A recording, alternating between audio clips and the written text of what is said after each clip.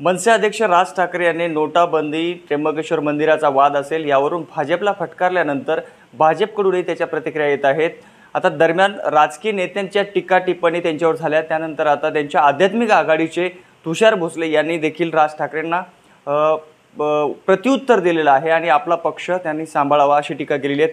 माझ्यासोबत मनसेचे प्रवक्ते आणि सचिव खैरे जे आहेत, कसं बघता आपण या टीकेकडे, काय प्रत्युत्तर देणार?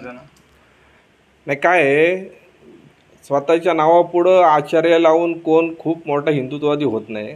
त्यामुळं आपण बोलताना कुणासंबंधी काय बोलतोय याचं भान ठेवून खरं तर बोललं पाहिजे। आचार्य जे आहेत सो कॉल्ड तुषार भोसले, त्यांना माहीत नसेल माननीय राजसाहेब ठाकरे हे कट्टर एका हिंदुत्ववादी घरात ज्यांचा जन्म झाला आहे, त्यामुळं त्यांना हिंदुत्ववाद वगैरे शिकवण्याच्या फंदात ह्यांनी पडू नये आणि स्वतःची कमकुवत बुद्धी कमकुवत दृष्टी ती आधी सुधारावी, मग आमच्या पक्षाचं कसं करायचं आहे त्यासाठी माननीय राजसाहेब समर्थ आहेत।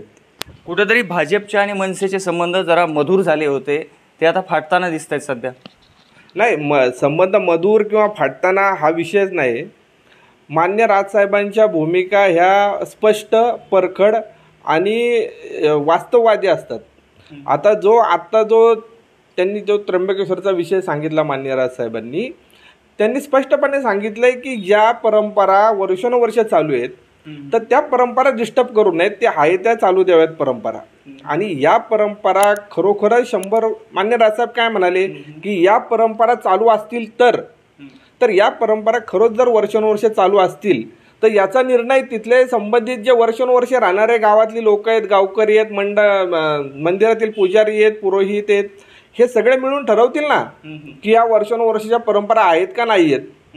मग त्याचा तर निर्णय येऊ द्या ना, ते येण्याआधी तुम्ही ठरून रिकामे होत आहे आणि त्याचा आधार घेऊन मग आता साहेबांनी जे सांगितलं काल, मग हे सगळं आधार घेऊन राज्यात काही लोकांचा दंगली घडवण्याचा उद्देश आहे का, अशा मागच्या शंका निर्माण होत्या ना यामान। भाजपचे लोक हे निवडणुका डोळ्यासमोर ठेवून थोडंसं सामाजिक वितुष्ट निर्माण करण्याचा प्रयत्न करतात असं एकंदरीत वाटते। आता सामाजिक वितुष्ट निर्माण करायचा प्रयत्न आहे का नाही ह्या गोष्टी यातनं शंका निर्माण होते। कारण आमची भूमिका, मान्य राजसाहेबांची भूमिका तुम्ही जर सुरुवातीपासून या संदर्भात पाहिली तर मान्य राजसाहेबांचं या संदर्भात वाक्य आहे की मी धर्माभिमानी आहे, धर्मांध नाही आहे। म्हणजे धर्मांध म्हणजे धर्मांमध्ये विनाकारण तेढ आणि शत्रुत्व निर्माण करण्याची आमची भूमिका नाही आहे। हिंदू धर्मावर काही गोष्टी होत असतील, त्या संदर्भात काही गोष्टी होत असतील, रस्त्यावर उतरून प्रतिकार करण्याची आणि चुकीच्या गोष्टींवर प्रहार करण्याची मनसेची क्षमता आहे। आणि हे वारंवार महाराष्ट्राने देशाने पाहिलेलं आहे। ज्यावेळेस रजा अकादमीचा विषय झाला त्यावेळेस मनसे रस्त्यावर उतरलेली आहे, त्यावेळेस हे बाकीचे सगळे बेळात जाऊन लपले होते।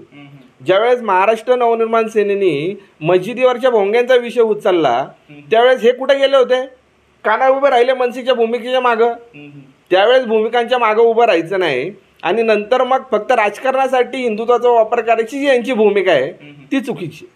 जसं की ठाकरे गटांची एक हिंदुत्वाची वेगळी आता व्याख्या आहे, शिवसेनेची, भाजपची एक वेगळी व्याख्या आहे, मनसेची अशी काय व्याख्या आहे हिंदुत्वाची? मी आता तेच सांगितलं ना, आमची भूमिका ही धर्माभिमानी, आम्ही हिंदूंची भूमिका आहे, आम्ही धर्मांध नाही।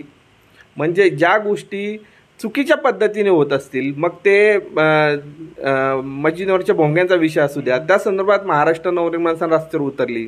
मध्ये माहीममध्ये जो मजारचा विषय झाला त्या संदर्भात महाराष्ट्र नवनिर्माण सेनेने मान्य राजसाहेबांनी आक्रमक भूमिका घेतली।